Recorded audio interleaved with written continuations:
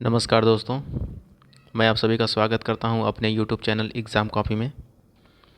दोस्तों, जैसा कि आप सभी को पता है कि उत्तर प्रदेश में अभी काफ़ी वैकेंसीज़ आ रही हैं, काफ़ी परीक्षाएं भी हो रही हैं वर्तमान समय में। तो इन्हीं सारी चीज़ों को ध्यान में रखते हुए आगामी जो परीक्षाएं होने वाली हैं, तो उनमें जीएस में एक काफ़ी इम्पोर्टेंट सेक्शन होता है पॉलिटी, राज्य व्यवस्था। इसे मैं काफ़ी डिटेल में आप लोगों को पढ़ाने जा रहा हूँ, ताकि आप लोग न सिर्फ इन्हीं परीक्षाओं को, बल्कि अगर आप पीसीएस लेवल की भी परीक्षा कर देते हैं, यानी कि राज्य लोक सेवा आयोग की भी कोई परीक्षा देते हैं, ठीक है, तो वहाँ पर भी ये चीज़ आपको काफ़ी हेल्प करेगी, क्योंकि पॉलिटी काफ़ी मैं डिटेल में पढ़ाऊँगा। सिर्फ पॉलिटी ही नहीं, बल्कि हिस्ट्री भी, ज्योग्राफी भी, और भी जो भी सब्जेक्ट्स हैं उनको मैं कवर करूँगा, ठीक है। अ, तो ठीक है, फिर मैं वीडियो को स्टार्ट करता हूँ। और आज हम जो पढ़ने जा रहे हैं वो है इंडियन पॉलिटी, यानी कि भारतीय राज्य व्यवस्था। तो आज हम क्या पढ़ेंगे? इंडियन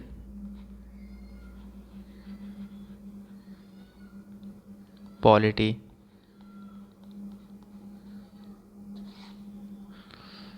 एक मिनट। इंडियन पॉलिटी, ठीक है, भारतीय राज्य व्यवस्था। भारतीय राज्य व्यवस्था, ठीक है। इसके बारे में आज हम डिटेल से पढ़ेंगे और सारी चीज़ों को हम कवर करते चलेंगे, ठीक है। तो दोस्तों, आप लोगों को पता होगा कि इंडियन पॉलिटी में जो मेन जो दो चीज़ें होती हैं, वो एक, पहला तो एक कॉन्स्टिट्यूशन है, ठीक है, कॉन्स्टिट्यूशन। दूसरा प्रियम्बल है। तो पहला हमारा क्या हो जाता है? पहला हमारा कॉन्स्टिट्यूशन हो जाता है, CONSTITUTION, ठीक है, कॉन्स्टिट्यूशन। और दूसरा जो हो जाता है वो होता है प्रियम्बल। प्रियम्बल, ठीक है। तो इन दोनों चीज़ों को हम काफ़ी डिटेल में देखेंगे कि क्या चीज़ है ये। एक मिनट, ये प्रियम्बल की स्पेलिंग मैंने गलत कर दी है, थोड़ा सा इसको मैं सुधार कर दूं। प्रियम्बल, PREAMBLE, ठीक है, प्रस्तावना जिसको हिंदी में कहते हैं, ठीक है। दोस्तों, आप लोग एक चीज़ याद रखिएगा कि जो कॉन्स्टिट्यूशन जो था, इसको बनने में 2 साल 11 महीने 18 दिन का वक्त लगा था, ठीक है। इम्पॉर्टेंट है, मतलब एज ए नॉलेज आप लोग ध्यान रखिएगा। पूछा तो खैर नहीं जाता है, लेकिन हाँ, पूछ भी सकता है ये, ठीक है। ऐसा नहीं कि नहीं पूछेगा। एक चीज़ है, वो है इसकी जो लागत जो आई थी, वो आई थी तकरीबन 64 लाख, 64 लाख रुपए। आप सोच सकते हैं कि उस टाइम पर कितना बड़ा ये रकम था। खैर, आज भी बहुत बड़ी रकम मानी जाती है ये, ठीक है। और पहले मैं अभी जो बेसिक जो टर्म्स है ना, उनको मैं पहले आपको समझा दूं, ठीक है। जैसे कि संसद क्या है, विधायिका क्या है, फेडरल किसको कहते हैं, संघ क्या है, मतलब ये सारी चीज़ों को मैं पहले समझा दूंगा। फिर अभी एक दो जो क्लासेस हमारी होंगी ना, वो टर्म्स पे ही चलेंगी। पहले मैं आपको बता दूं कि हाँ, ये चीज़ है, ये चीज़ मतलब इस चीज़ को ये कहते हैं, वो कहते हैं, ठीक है, ताकि कन्फ्यूजन ना हो आगे जब मैं बताऊँगा तो, ठीक है। हाँ, ताकि अब ये ना हो कि मैं बताऊं कि फेडरल फेडरल के बारे में बता रहा हूँ, ठीक है, और आप सोच रहे हैं कि फेडरल क्या चीज़ है। तो इसलिए मैं पहले एक दो क्लास में आप लोगों को जो बेसिक जो टर्म्स हैं उनको मैं समझा दूंगा। फिर उसके बाद हमारी जो मेन जो क्लास है वहाँ से स्टार्ट हो जाएगी, ठीक है। तो पहले इसको आप ध्यान रखते रहिएगा। एक जो चीज़ है वो है संसद, ठीक है, संसद, संसद, ठीक है। दोस्तों, आप लोगों को एक चीज़ तो पता होगा कि संसद में हमारी लोकसभा है, एक एक जो है वो है राज्यसभा, ठीक है, ये सभी को पता होता है। लेकिन क्या आप लोग ये जानते हैं कि राष्ट्रपति भी जो होता है ना, राष्ट्रपति, वो भी संसद का ही पार्ट है, ठीक है। यानी कि संसद में कुल 3 चीज़ें हैं। पहला पहला क्या है? पहला लोकसभा, दूसरा राज्यसभा, तीसरा राष्ट्रपति, ठीक है। बहुत इंपॉर्टेंट है। अगर तीनों नहीं होगा तो संसद नहीं बनेगा, तीनों होगा तभी संसद बनेगा, ठीक है। हाँ, अगर आपसे कोई पूछे कि विधायिका में क्या क्या है, ठीक है, विधायिका, विधायिका, ठीक है, इसमें क्या क्या आता है, तो इसमें आप ये कह सकते हैं कि भैया इसमें एक तो लोकसभा रहेगी और एक राज्यसभा रहेगी, ठीक है। इसमें सिर्फ दो ही चीज़ें होती हैं, ठीक है। राज्य स्तर पर जब आप जाएंगे तो वहाँ पर आप देखेंगे कि सिर्फ मतलब बहुत सारे स्टेट में सिर्फ विधानसभा ही है, ठीक है। हाँ, विधान परिषद जो है सब में नहीं है, ठीक ना। विधानमंडल के अंतर्गत दो सदन तो होते ही हैं, लेकिन कोई ज़रूरी नहीं है कि सारे स्टेट में हो, ठीक है। मैक्सिमम स्टेट में सिर्फ विधानसभा ही है, ठीक है। तो ये दोनों चीज़ें क्लियर हो गई। अब आगे बताते हैं, रुक जाइए, बोर्ड को पहले क्लियर कर लें। तो एक होता है, एक जो टर्म होता है वो होता है अच्छा, टर्म बताने से पहले एक चीज़ और बता दूं आपको। जैसे मान लीजिए कि ये इंडिया है, ठीक है, ये भारत है हमारा, ये भारत है, ठीक है।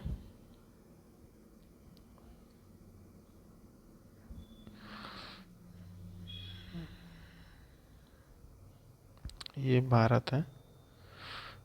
एक मिनट, ये माउस पैड मैंने लिया है ना, तो अभी मेरा आदत नहीं इस पे लिखने का, हैबिट बाद में बन जाएगा तो और अच्छे से बताऊंगा और अच्छे से समझाऊंगा आप लोगों को, ठीक है। मान लीजिए भारत है, ठीक है। तो भारत में क्या है, ये इंडिया है, ठीक है। तो मान लीजिए कि इसमें दो चीज़ें होती हैं। एक तो आपका ये पूरा पूरा भारत है, ठीक है। फिर ये स्टेट है, यहाँ पे स्टेट है, यहाँ पे स्टेट है, ये भी स्टेट है, ये भी स्टेट है, इधर भी स्टेट है, नॉर्थ स्टेट है, ठीक है। यहाँ भी स्टेट है, पूरा स्टेट मतलब पूरा राज्यों से एकदम भरा पड़ा है, ठीक है। वर्तमान में भी 28 राज्य हैं, ठीक ना। तो इस इस स्टेट पर जो सरकार होगी ना, इसको कहते हैं स्टेट गवर्नमेंट, स्टेट गवर्नमेंट, इसको मैं शॉर्ट फॉर्म में लिखूंगा। और ये जो पूरे भारत पर जो जो सरकार जो शासन करेगी ना, इस पर, इसको कहते हैं सेंट्रल गवर्नमेंट, सेंट्रल गवर्नमेंट, ठीक है। यानी कि केंद्र सरकार और एक राज्य सरकार, ठीक है। बोर्ड को फिर से क्लियर कर दें, आगे चलते हैं। हाँ, एक टर्म होता है क्वासी फेडरल, ठीक है, और एक होता है फेडरल। इन दोनों में बहुत अंतर होता है, ठीक ना। भारत जो है ना वो क्वासी फेडरल है, और अमेरिका जो है वो फेडरल है, ठीक है। तो India is a quasi federal country, इस चीज़ को आप बहुत ध्यान रखिएगा, ठीक ना। जैसे मान लीजिए कि ये कोई देश है, कंट्री, COUNTRY, कंट्री, ये मान लीजिए कोई देश है, ठीक है। तो इस देश में और जैसा मैंने बताया ना आपको, दो लेवल पे सरकार होती है। तो मान लीजिए कि यहाँ पे तो एक तो सेंटर हो गया और एक यहाँ पे स्टेट हो गया, ठीक है। ये क्या हो गया, ये सेंट्रल गवर्नमेंट हो गया, ये स्टेट गवर्नमेंट हो गया, ठीक है ना। तो जिस देश में ये दोनों शक्तियाँ, मतलब दोनों स्तर पर जब शक्तियाँ जब बराबर हो जाएंगी, पावर जो होगा वो इक्वल हो जाएगा, ठीक है। तो वहाँ पर दोनों तरफ जब ये बराबर हो जाएगा तो उसको कहते हैं हम क्या, फेडरल, ठीक ना। उसको कहते हैं ये फेडरल हो गया।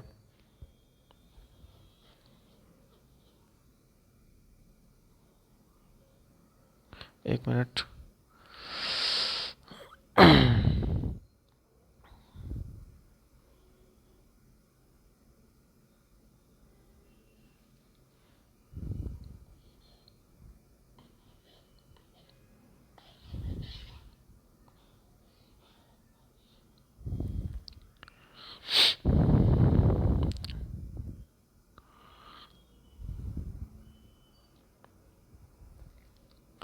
अब ये टेक्नोलॉजी थोड़ा मेरे लिए नया है ना, तो इसलिए थोड़ा सा भी दिक्कत हो रहा है। बाकी तो कल से जब आदत हो जाएगा, ये स्टेट गवर्नमेंट, ठीक है। 2-3 दिन में जब आदत हो जाएगा ना, तो आप लोगों को इस पर बहुत दिक्कत नहीं होने दूंगा मैं, ठीक है ना। ये क्या हो गया, ये स्टेट गवर्नमेंट हो गया, ठीक है। हाँ, तो मैं क्या बता रहा था कि जहाँ पर शक्तियाँ दोनों तरफ बराबर जब हो जाती हैं तो उसे कहते हैं क्या, फेडरल। यानी कि ये हो गया फेडरल,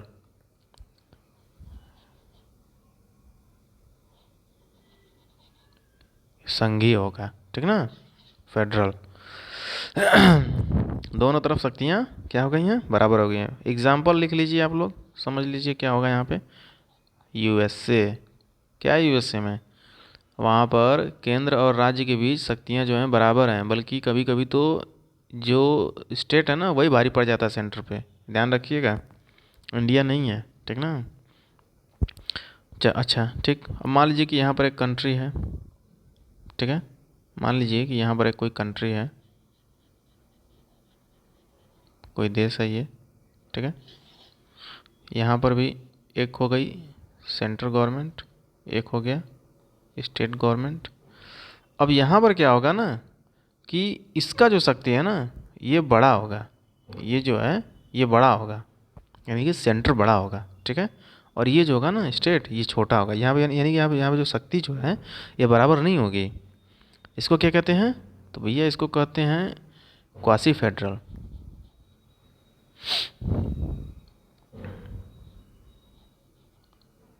क्वासी फेडरल,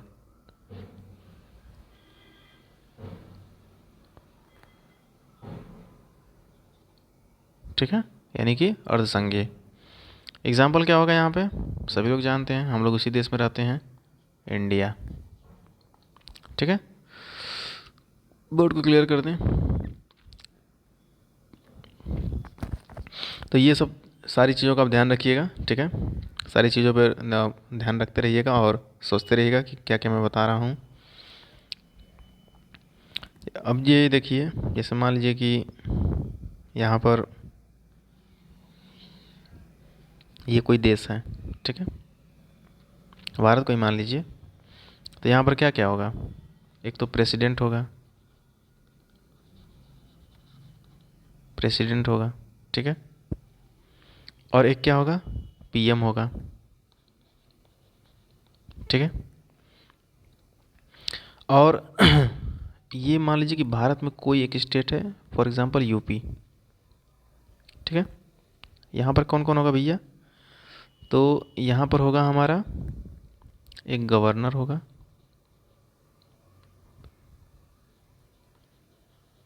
गवर्नर हो गया। एक क्या होगा, तो एक भैया हमारा सीएम होगा, चीफ मिनिस्टर, ठीक है। और यहाँ पर क्या होगा, विधान, एक मिनट, ये हो जाएगी हमारी विधान, सॉरी, ये हो जाएगा हमारा यहाँ पे क्या चीज़, तो ये विधानसभा हो जाएगा, एक विधान परिषद हो जाएगा, ठीक ना, दोनों मिलकर विधानमंडल हो जाता है, ठीक है। और सेंट्रल लेवल पे क्या हो जाएगा, लोकसभा हो जाएगी और राज्यसभा हो जाएगी। ध्यान रखिएगा दोनों चीज़ को, मैंने केंद्र और राज्य स्तर पे दोनों पे बता दिया है, ठीक ना। अब आगे देखते हैं क्या होता है।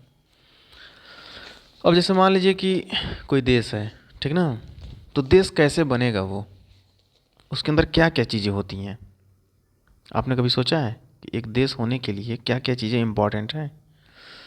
तो पहला चीज़ जो होगा वो होगा, क्या होगा, फिक्स टेरिटरी उसकी होगी, एक फिक्स टेरिटरी, ठीक है, यानी कि उसकी एक निश्चित सीमा होगी। दूसरा क्या होगा, तो दूसरा भैया वहाँ पे सिटीजन होंगे, सिटीजन्स होंगे। तीसरा क्या होगा, तीसरा वहाँ पे लोगों के पास कुछ राइट होगा,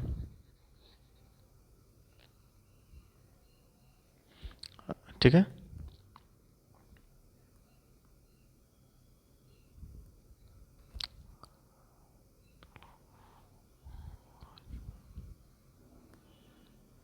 ठीक है, अच्छा,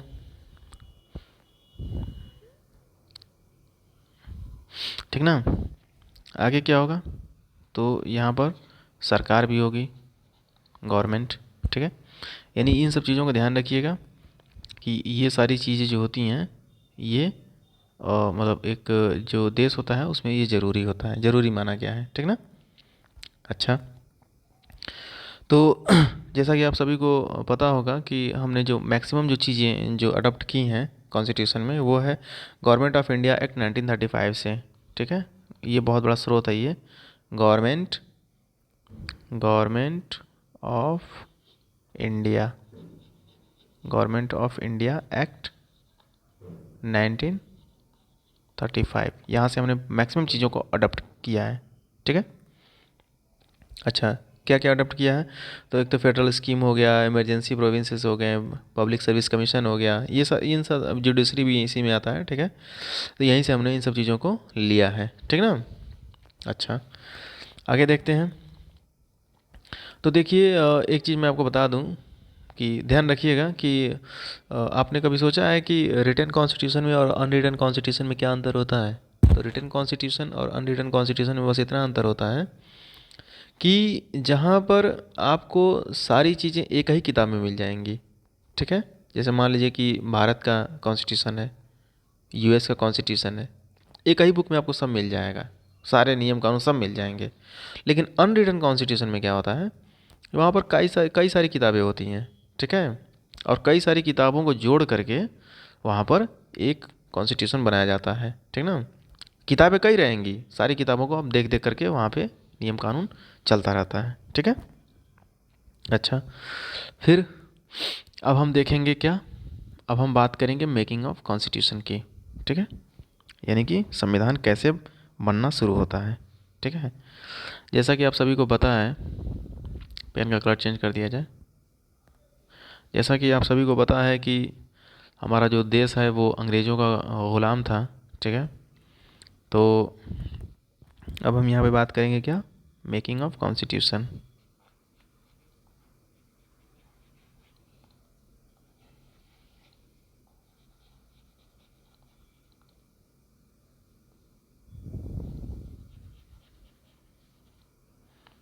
मेकिंग ऑफ कॉन्स्टिट्यूशन। ठीक है। संविधान कैसे बना, तो संविधान बनने की पूरी प्रक्रिया हम समझेंगे अब। तो आप सभी को पता होगा कि जो हमारा देश है वो अंग्रेज़ों का ग़ुलाम था। तो पहले हम ध्यान रखेंगे क्या, 1857 की क्रांति को, रिवोल्ट, रिवोल्ट ऑफ 1857। ठीक है, पहला पॉइंट। दूसरे में ध्यान रखिएगा आप लोग स्वदेशी मूवमेंट के बारे में। ठीक है। ये स्वदेशी मूवमेंट क्या था, ये सारी चीज़ें बताऊंगा मैं। स्वदेशी मूवमेंट के बारे में भी हम पढ़ेंगे। ठीक है।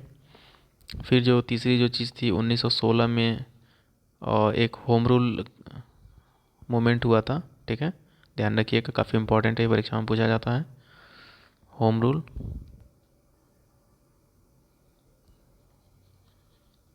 Home rule movement. ठीक है। फिर आगे देखते हैं, 1920 में भी एक चीज़ हुआ था। क्या था वो, तो वो नॉन कोऑपरेटिव मूवमेंट। ठीक है, ध्यान रखिएगा, असहयोग आंदोलन जिसे बोलते हैं हिंदी में। ठीक है। फिर एक 1930, ये क्या था, तो सविनय अवज्ञा आंदोलन, सविनय, सविनय अवज्ञा आंदोलन। ठीक है। इन सब चीज़ों को ध्यान रखिएगा, ये सब चीज़ें आगे आएंगी, डिटेल में पढ़ाऊंगा, डिटेल में बताऊंगा इन सब चीज़ों को। ठीक है। तो इन्हीं सभी घटनाओं के बाद हमें ये विश्वास हो गया था कि हम जल्द ही आज़ाद हो जाएंगे। लेकिन अंग्रेज़ों के जाने के बाद यह देश कैसे चलेगा, ये एक बहुत बड़ा प्रश्न चिन्ह था हमारे दिमाग में। ठीक है। हम ये समझ नहीं पा रहे थे कि आखिर में देश हमारा चलेगा कैसे भैया। तो पहली बार 1934 में, ठीक है, पहली बार ध्यान रखिएगा, पहली बार 1934 में, देश आज़ाद होने के तकरीबन 13-14 साल पहले, M N Roy, M N Roy, M N Roy, इनका नाम कई बार आएगा, ध्यान रखिएगा। एम एन रॉय ने संविधान बनाने की बात कही थी। तो हमें संविधान की आवश्यकता है, उन्होंने ऐसा बताया। ठीक है। और आप लोगों को शायद पता नहीं होगा, मैं पॉलिटी जो पढ़ा रहा हूँ ये लक्ष्मीकांत को मैं कवर कर रहा हूँ। ठीक है। तो इसलिए आप लोग मतलब फ़िक्र मत करिएगा, यहाँ से आप लोग नोट्स बनाते चलिए। ठीक है। अच्छा, तो 1935 में कांग्रेस ने भी संविधान को की बात को माना था। 1935 में संविधान जो मतलब बनना चाहिए, ये तो कांग्रेस ने भी माना था, यानी कि एक साल बाद। ठीक है। फिर 1938 में आईएनसी की तरफ से जवाहरलाल नेहरू ने कहा कि इस सभा में कोई अंग्रेज ना हो। यानी कि उन्होंने कहा कि मतलब जो हम कॉन्स्टिट्यूशन जो बनाने जा रहे हैं ना, इसमें हमें अंग्रेज नहीं चाहिए। पूरे भारतीय ही चाहिए, भारतीय ही होने चाहिए उसमें, ठीक है। तो कई सारे लोगों का समूह बनाएंगे, उसे संविधान सभा कहेंगे, यानी इसमें कई सारे लोग होंगे लेकिन सभी भारतीय ही होने चाहिए, ठीक ना। और आप लोगों को पता होगा कि तकरीबन ये 1938 में आईएनसी ने तो मतलब कबूल कर ही लिया था, ठीक है, कि भारतीय उसमें होने चाहिए, अंग्रेज नहीं होने चाहिए। तो आप लोगों को पता होगा कि 1939 से 45, ठीक है, ये क्या है? तो भैया ये इतिहास में ऐसा डेट है ना जो कभी कोई नहीं भूलेगा। ये है सेकेंड वर्ल्ड वॉर का टाइम, सेकेंड वर्ल्ड वॉर, ठीक है। ये वही टाइम था सेकेंड वर्ल्ड वॉर का, ठीक ना। तो ब्रिटिश पर जो मतलब जर्मनी और जापान जो थे ना, उन्होंने खूब हमला किया, खूब एकदम मारा कि एकदम तबाह हो गया। अब ब्रिटिश कौन था? तो वही भैया ब्रिटेन, ठीक ना। ब्रिटेन पर खूब ज़्यादा हमला कर रहा था कौन? तो जर्मनी और जापान। उसको एकदम मारते मारते एकदम उसको पस्त कर दिए थे सब। और हम क्या थे? तो हम ब्रिटिश के गुलाम थे। तो ब्रिटिश मतलब ब्रिटेन ने फिर कहा कि जो भारतीय हैं ना, प्लीज़ आप लोग हमारी हेल्प करिए, और हम लोग जैसे ही मतलब ये वर्ल्ड वॉर ख़त्म होता है तो फिर हम आपको आज़ाद कर देंगे। लेकिन ये बात तो हमें आज न पता है कि भारत मतलब वर्ल्ड वॉर जो था वो 1945 में ख़त्म हो जाता। अब उस टाइम थोड़े ना पता था किसी को 1945 में ही ख़त्म होने वाला, किसी को नहीं पता था। तो 1940 में एक अगस्त ऑफर आया, ये काफ़ी इम्पोर्टेंट है, ठीक है, काफ़ी इम्पोर्टेंट है ये। 1940 में, 1940 ये पूछता है पेपर में, कई पेपर में पूछ चुका है, ठीक है, ध्यान रखिएगा। अगस्त ऑफर, अगस्त ऑफर,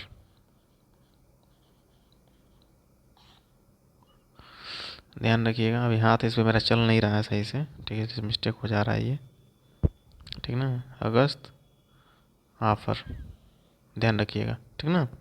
1940 ये सन ही करके पूछेगा वो कि 19 मतलब अगस्त ऑफर कब आया था, तो उसमें ऑप्शन दे देगा 1939, 40, 41, 42, करीब करीब का ऑप्शन दे देगा, आप कंफ्यूज हो जाएंगे। तो 1940 याद रखिएगा आप लोग, ठीक है। अच्छा, तो अगस्त ऑफर विश्व युद्ध खत्म हो जाने के बाद हम संविधान सभा बनाएंगे, ऐसा अंग्रेजों ने कहा था। लेकिन वही मैंने कहा ना कि किसको पता था कि 1945 में ये चीज़ ख़त्म होने वाली है? किसी को नहीं पता था। तो अगस्त ऑफर जो था इसको हमने क्या किया? तो इसको भैया हमने कहा कि ऐसा है कि अपना अगस्त ऑफर जो लेके आए हो उसको लेके जाओ तुम, हमको नहीं चाहिए, ठीक ना। फिर उसके 2 साल के बाद, ये भी काफ़ी इम्पोर्टेंट है, 1942 में क्या आया? तो क्रिप्स मिशन आया, क्रिप्स मिशन, ठीक ना। क्रिप्स मिशन आता है। अब क्रिप्स मिशन में क्या हुआ? तो भाई साहब इसमें भी तकरीबन तकरीबन वही बातें थी, ठीक ना। जो ये 1940 में जो अगस्त सफर आया था ना, वही सारी चीज़ें इसमें भी थी, ठीक ना। तो ये भी क्या हुआ? तो ये भी हमारा भैया अपना तुम क्रिप्स मिशन भी लेके जाओ, ठीक ना। अच्छा, अब आप लोगों को मैं बता दूं कि अब यहाँ से जो हमारी जो कहानी जो चलने वाली है, ये दोनों डेट को आप लोग याद रखिएगा, ठीक है। क्या कहते हैं कि इन दोनों ये जो दोनों जो डेट है ना, मतलब डेट क्या मतलब सन जो है, इनको याद रखिएगा, ठीक है। अच्छा, तो अब 1942 से जो है ना, ये हमारी असल में राज्य व्यवस्था शुरू हो जाती है। 1942 से वास्तविक राज्य व्यवस्था यहाँ से हमारी प्रारंभ हो जाती है, ठीक ना। यहाँ से हमारी शुरू होती है, शुरू, ठीक है। तो यहाँ पर क्या है कि एक क्विट इंडिया मूवमेंट हुआ था 1942 में, शुरू किया गया था, ठीक ना। और इसी में गांधी जी ने डू एंड डाई का जो नारा था, यानी कि करो और मरो, ये चीज़ ध्यान रखिएगा, करो या मरो, ये जो नारा जो है ना, ये गांधी जी के द्वारा है। और इससे भी ज़्यादा इम्पोर्टेंट है कि कब दिया गया था, तो ये 1942 में ये दिया गया था, क्विट इंडिया मूवमेंट, यानी कि भारत छोड़ो आंदोलन के दौरान, भारत छोड़ो आंदोलन, ठीक है, इसी दौरान ये दिया गया था। तो 1940 में यूएस और मतलब विश्व युद्ध में जो है ना, ये प्रवेश कर जाता है, यूएस यानी कि अमेरिका, और जापान को हरा दिया था। जैसा कि आप लोगों को पता है कि और नागासाकी और हिरोशिमा पर कैसे उसने बम गिराया था 6 अगस्त और 9 अगस्त 1945 में ही, ठीक है ना। मारा कि एकदम तबाह हो गया और उसका परिणाम काफ़ी टाइम तक जापान भुगतता रहा, ठीक है। हालांकि यह जापान काफ़ी आगे है, ठीक ना। तो ये तो खैर आगे की बात है, लेकिन हम पहले की बात पर ध्यान देंगे। तो उस समय जो जापान का जो हालत था वो इसने ख़राब कर दिया, यूएस ने, ठीक है। तो जैसे मान लीजिए कि एक चीज़ मैं आपको बता रहा हूँ यहाँ पर, जैसे मान लीजिए ये आपका क्या है, ध्यान दीजिएगा आप लोग, ठीक ना। बहुत इंपॉर्टेंट चीज़ बताने जा रहा हूँ। ये मान लीजिए आपका ब्रिटेन है, ये हमारा ब्रिटेन है, ठीक है। तो इधर से हमारा कौन मार रहा है इसको, इधर से मार रहे हैं भैया जर्मनी। मारा कौन इसको, जर्मनी। इधर से कौन मार रहा है इसको, तो इधर से मार रहा है कौन, जापान, ठीक है। इधर से कौन मार रहा है इसको, इधर से भैया इसको दबाव मिल रहा है क्विट इंडिया मूवमेंट का, क्विट इंडिया मूवमेंट का, इधर से ये प्रेशर दे रहा है, ठीक है। तब तक इनकी कमी थी, तब तक ये भी आ गए। कौन, तो सबसे बड़े स्वतंत्रता सेनानी कौन थे, तो आज़ाद हिंद फौज की जिन्होंने स्थापना किया था वो थे सुभाष चंद्र बोस, ठीक है। सुभाष चंद्र बोस, ठीक है, बंगाल के थे ये, ठीक ना। अच्छा, तो तो अब आप देख सकते हैं कि ब्रिटेन के ऊपर कहाँ कहाँ से दबाव आ रहा है, ठीक है। इसी में विश्व युद्ध भी चल रहा है, इसी में आज़ाद हिंद फौज भी आ गई, इसी में क्विट इंडिया मूवमेंट भी हो गया, जर्मनी भी है, जापान भी है, सब इसको एकदम दबा दे रहे हैं। तो विश्व युद्ध के बाद यानी कि 1945 में जो यूएन जो है ये बना। आप लोगों को पता है ना कि यूएन की स्थापना 1945 में हुआ है। तो यूएन जब बनता है ना, तो फिर कहा गया, यूएन ने कहा कि ऐसा है कि हमने तो, भाई यूएन क्यों बना था, यूएन में कौन कौन था, तो वही देश थे जो दूसरे विश्व युद्ध में जो कि विजयी घोषित हुए थे, जो कि विनर थे, ठीक है। तो उन लोगों ने कहा कि ऐसा है कि हम भैया देश में हम शांति स्थापित करने, दुनिया में पूरी शांति स्थापित करने के लिए आ रहे हैं। तो ऐसा है कि अब तुम्हारी नौटंकी नहीं चलेगी, और तुम ऐसा करो ब्रिटेन भाई कि भारत को आज़ाद करो, और भारत ही नहीं जितने भी देश हैं सबको आज़ाद करो, ठीक ना। सबको सुख और शांति के साथ रहने दो, और ज़्यादा हल्ला मत काटो, ठीक ना। तब फिर क्या होता है, फिर यहाँ पर आता है हमारा कैबिनेट मिशन, ठीक है। अब कैबिनेट मिशन आएगा, कैबिनेट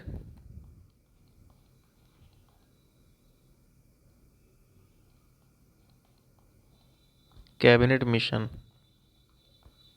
1946, ध्यान रखिएगा सन पूछता है।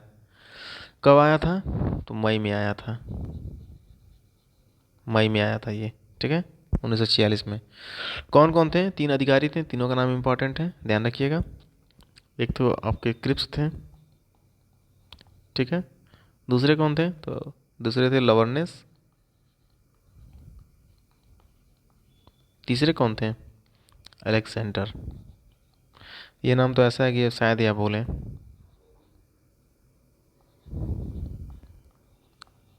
तीनों नाम इंपॉर्टेंट है, ध्यान रखिएगा, ठीक है। दोस्तों क्या आप लोगों को पता है कि संविधान सभा का जो प्रतीक चिन्ह क्या था, सोचिए क्या था, ठीक है, ज़्यादा समय नहीं लेते हैं। तो जो संविधान जो सभा थी ना, उसका जो प्रतीक जो चिन्ह था ना, वो था हमारा हाथी, ठीक है, हाथी। आज भी हाथी एक खास पार्टी के साथ, खास पार्टी का मतलब चुनाव चिन्ह है ये, ठीक है। अच्छा, तो इन सब चीज़ों को आप लोग ध्यान रखिएगा, और कल हम जो स्टार्ट करेंगे वो स्टार्ट करेंगे अब यहाँ से।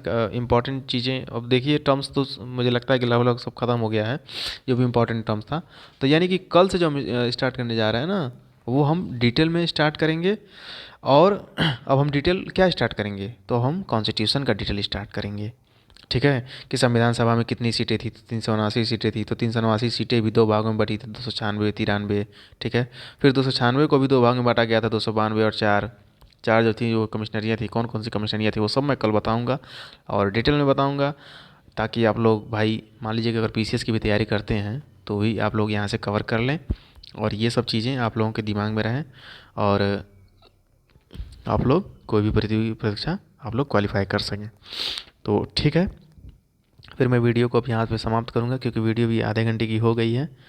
तो भैया अब नॉलेज वाली वीडियो होगी तो लंबी तो बनेगी ही, फालतू तो करना नहीं है कि 10 मिनट का बना दिए वही चूरन वाला बना के परोस दिए, वो काम नहीं करना अपने को डिटेल में पढ़ाना है। जिसको पढ़ना होगा वो पढ़ेगा, जिसको नहीं पढ़ना होगा नहीं पढ़ेगा। यूट्यूब है, बहुत सारे चैनल हैं, ठीक है। जिनको देखना है वो देखें, पसंद आएगा तो लाइक कर दीजिएगा, शेयर कर दीजिएगा, कमेंट कीजिएगा। तो ठीक है, फिर मैं कल मिलता हूँ आप लोगों के इसके अगले भाग में, मेकिंग ऑफ कॉन्स्टिट्यूशन के सेकंड पार्ट में, ठीक है। तब तक के लिए नमस्कार, अपना ध्यान रखिए।